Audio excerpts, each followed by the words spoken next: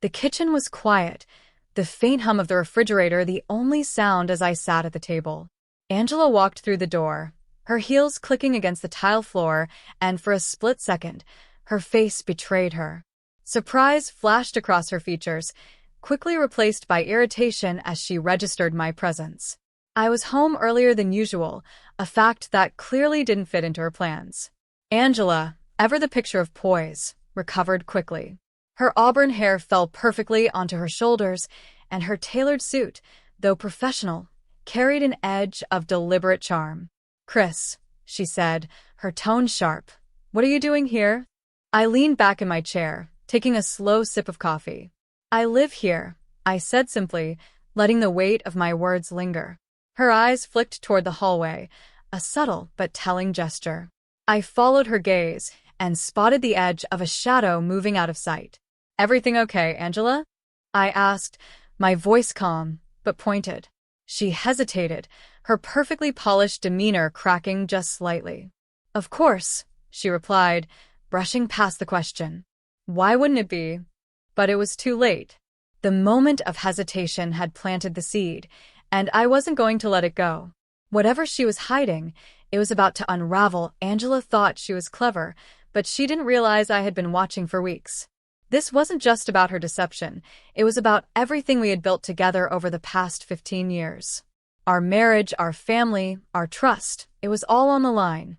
For Angela, this might have been a game, a distraction from her day-to-day life. But for me, it was the foundation of everything I believed in. If I let her lies slide, I wasn't just losing my wife, I was losing my dignity. And yet I had the advantage. She didn't know how far ahead I was. She didn't know about the evidence I had collected, the conversations I had overheard, and the plans I'd already put into motion. Angela may have been playing her cards well, but I had been quietly stacking the deck. This wasn't just about infidelity anymore. It was about reclaiming control of my life. Angela shifted nervously in the doorway, her confident posture faltering for just a second. "Chris, seriously, why are you home right now?" she asked, her voice clipped, as if my presence here was an inconvenience. I placed my coffee cup down deliberately, letting the silence hang for a moment. "I guess I could ask you the same thing," I said, tilting my head. "You're home earlier than usual." Her lips twitched, the faintest flicker of unease crossing her face before she masked it. "I had an early meeting, and I thought I'd drop by to check on things," she said, her voice carefully casual. "Is that a problem?" I let my gaze sweep over her, noting the tailored blazer paired with a pencil skirt that hugged her frame just a bit too perfectly. She looked polished, professional, but there was something off, something too intentional about the outfit for someone just coming back from work. "That's interesting," I replied, leaning back in my chair. "Because you're not alone, are you?" Angela froze, her eyes widening just slightly before narrowing.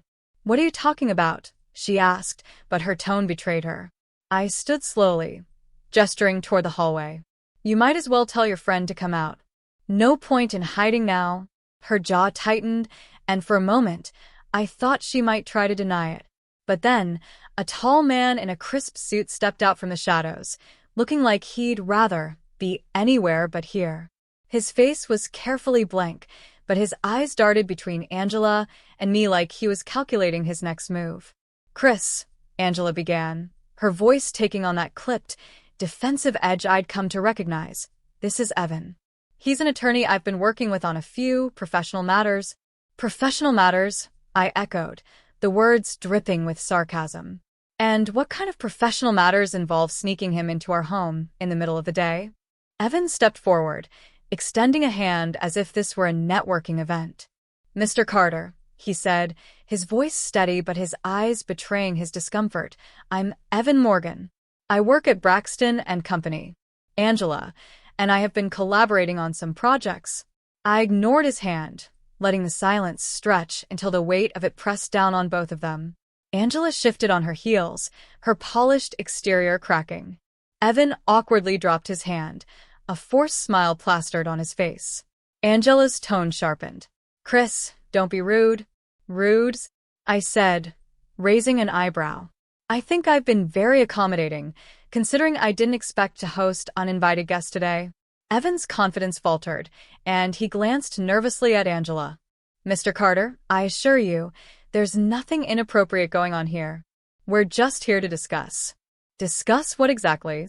I interrupted, my voice cool but firm. You walking into my house like you belong here? Or Angela's very questionable judgment?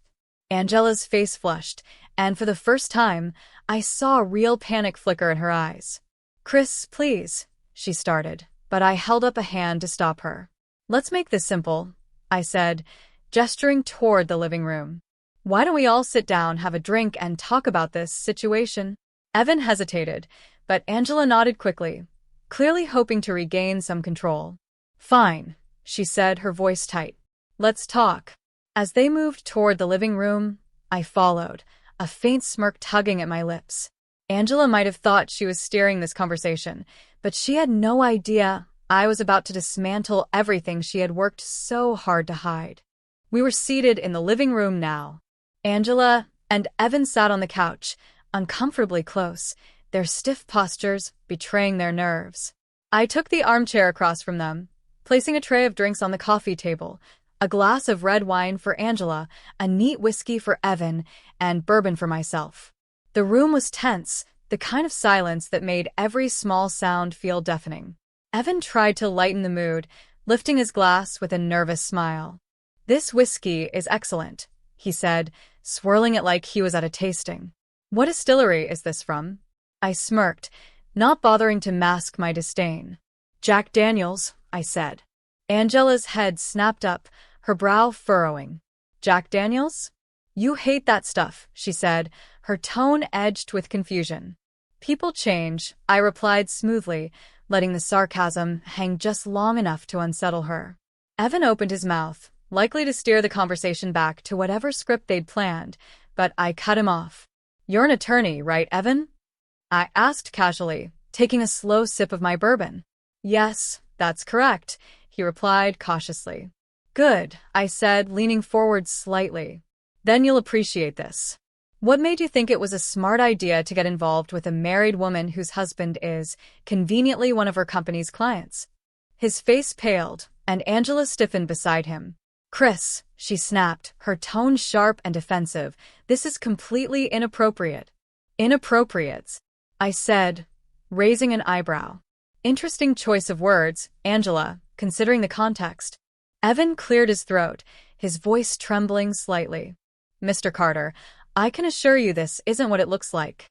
Angela and I have a strictly professional relationship. Oh, spare me, I said, cutting him off again.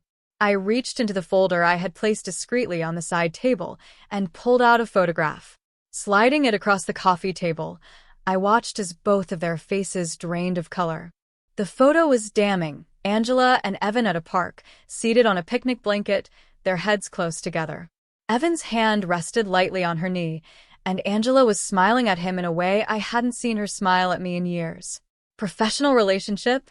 I repeated, my voice cold. This doesn't look very professional to me. Evan faltered, his composure crumbling under the weight of the evidence. I didn't know at first, he stammered. I didn't realize she was married until what? I said sharply, my voice rising slightly. Until you got too deep to back out? Angela leaned forward, her tone desperate now. Chris, it's not what you think. This was a mistake. A distraction. It's over. I laughed, a bitter sound that cut through the room like a knife. A distraction? I repeated, my tone mocking. Angela, we've been married for 15 years. We've raised a family, built a life together, and you're telling me that all of that was worth throwing away for a distraction? Angela flinched, but held her ground. I was lonely, she said, her voice trembling. You've been so busy with work, and I felt like I didn't matter anymore. But it's over now. It meant nothing. Nothing, I said flatly, leaning back in my chair. Funny how nothing seems to take up so much of your time. Evan tried to regain some control, his voice calm but strained. Mr. Carter, this doesn't have to escalate. Angela and I have already agreed to end this. Oh, I'm sure you have, I said, fixing my gaze on him. But you seem to be under the impression that you get to decide how this plays out. Let me correct that assumption right now. Angela's face paled, and Evan's hand tightened around his glass as I pulled out a second set of photos, this time of them entering a hotel together. Their shock and silence told me everything I needed to know. Now, I said, my tone dangerously calm, why don't you both start by telling me exactly how long this little distraction has been going on? Angela and Evan's uneasy silence hung in the room like a storm waiting to break. I leaned forward, resting my elbows on my knees, my gaze steady and unyielding. You see, I began, you both made one critical mistake. You thought I would notice. But I noticed everything. Angela's lips parted, ready to speak, but I cut her off with a raised hand. No, Angela, you don't get to talk right now. You've done enough of that already, just not to me. Evan shifted in his seat, his hand gripping the glass, so tightly I thought it might shatter. Mr. Carter, he started, his voice cracking, I think we've all said enough. Perhaps we should move on from… Oh, I intend to move on, I said sharply, cutting him off mid-sentence. But not before I make something very clear. I reached for the remote sitting on the side table and pressed a button. The TV screen flickered to life, and two familiar faces appeared, Peter, our longtime family attorney, and Lou, the divorce attorney I had quietly hired weeks ago. Good evening, gentlemen, I said, leaning back in my chair. I trust you've been briefed. Peter's calm, professional tone came through the speakers. We're ready, Mr. Carter. Angela's face drained of all color. Chris, she whispered, her voice trembling. What is this? This, I said coldly, is the part where your actions catch up to you. Lou took over, his clipped and professional tone slicing through the tension. Mrs. Carter, I'm representing your husband in your divorce proceedings. Papers were filed earlier today, and you'll be officially served by Monday. The grounds are infidelity, supported by extensive evidence. Angela gasped audibly, and Evan looked like he wanted to vanish into the couch cushions. But Lou wasn't finished. Under the terms of your prenuptial agreement, which has been reviewed and updated biannually, Mr. Carter will retain full ownership of the marital home, all retirement accounts, and 80% of the liquid assets. You will be left with personal belongings and 20% of joint cash reserves. Angela's voice rose in panic. You can't do this. Chris, please, you're overreacting. Oh, I'm just getting started, I said, my tone icy. Lou continued without missing a beat. Additionally, as of this morning, all joint accounts have been frozen. Mrs. Carter, you'll need to retain your own legal counsel to proceed. Angela looked at me, tears streaming down her face. Chris, you're destroying me. I raised my glass in mock toast. No, Angela. You destroyed yourself. I'm just ensuring the cleanup is thorough. Before they could respond, I pressed another button on the remote. The screen switched to a new face, Jake, the CEO of Angela's company. His stern expression filled the room. Chris, Jake began, his voice grim, I've reviewed the situation. Angela, effective immediately, your position with the company is terminated. Given your years of service, I'm offering a severance package equivalent to 2 months' salary. Angela's eyes widened in horror. Jake, no. Please don't do this. I need this job. Jake's tone didn't soften. Angela, this isn't personal. Your behavior has left me no choice. You have 1 week to vacate your office. Angela collapsed back into the couch, her shoulders shaking with silent sobs. Evan reached out to comfort her, but I wasn't finished yet. I stood, pacing slowly in front of them. You both thought you could play me, but I don't lose. And as for you, Evan, I turned to him, my voice laced with venom. What's your plan now? Because I assure you, things are about to get much worse for you. The room was a wreck of tension. Angela sat slumped on the couch, her face streaked with tears, while Evan looked like he'd aged a decade in the last 5 minutes. But I wasn't done, not yet. I pressed another button on the remote, and the screen flickered to a new Zoom call. This time, the face that appeared was a striking blonde woman, her expression icy and resolute. Dr. Cynthia Browner, I said, my tone mockingly cordial. It's a pleasure to meet you. Evan's face turned a shade of gray. I didn't know was possible. See, Cynthia, wait, he stammered, his voice cracking. This isn't. Don't even start, Cynthia snapped, her voice cutting through his feeble attempt at defense. I already know everything, Evan. Your business trips, your late meetings. I had my suspicions, and now I have proof. You're a liar and a cheat, and I'm done. Angela's head whipped toward Evan, her tear-streaked face contorting with confusion. Wait, you're married, she hissed, her voice a mix of anger and disbelief. Cynthia's bitter laugh echoed through the room. Oh, Angela, sweetie, you're not the first. Did he tell you you were special? That he's never felt this way before? Let me guess, he promised to leave me for you. Angela's mouth opened, but no words came out. Evan's shoulders slumped as he buried his face in his hands. I've already filed for divorce, Evan, Cynthia continued, her tone sharp and unforgiving. You'll be served within the week. And don't think you're getting anything out of it. The house is in my name, as are the accounts. You'll be lucky if you walk away with your clothes. Evan tried to respond, but Cynthia cut him off. I'm keeping the kids in Michigan, by the way. They don't need a father like you. Goodbye, Evan. The screen went dark, leaving Evan visibly shaken. His mask of professionalism had crumbled entirely, and for the first time, I saw real fear in his eyes. Before anyone could recover, I pressed the remote one last time. The final face appeared, a young woman with a look of determination and sadness in her eyes. My daughter, Kelly. Hi, Dad, she said softly, her voice carrying a weight that made Angela's head snap up. Kelly, Angela whispered, her voice trembling. Please, sweetheart, don't do this. Kelly's gaze was icy as she looked directly at her mother. Do what, Mom? Hold you accountable for destroying our family? For throwing away everything Dad built for Fling? It's not that simple, Angela said desperately. You don't understand. Oh, I understand perfectly, Kelly interrupted, her voice steady and cutting. You are selfish.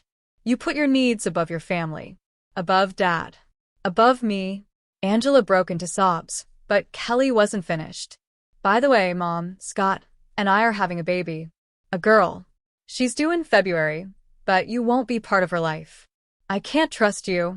Angela collapsed, her cries filling the room as Kelly ended the call with a simple goodbye. I stood, the silence almost deafening now. I think that's everything, I said, my voice calm. Angela, pack what you need for the week. Evan, you've got 48 hours to leave the state. If I see either of you here again after Monday, things will get unpleasant. I walked to the door, pausing for a moment to look back at them. Enjoy your weekend together. I hear New York's lovely this time of year. With that, I stepped out, leaving behind the wreckage of their plans and reclaiming the life they tried to ruin.